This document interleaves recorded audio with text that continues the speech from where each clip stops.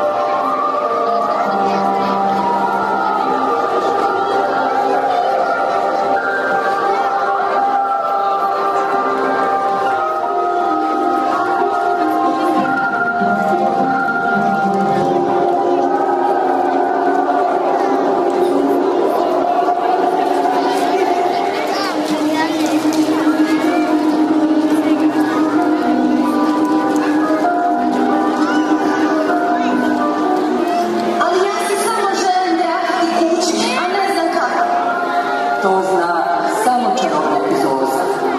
On živi u Smaragdnom gradu. Lako ćeš ga pronaći. Samo slijedi put popločen žutom cilju.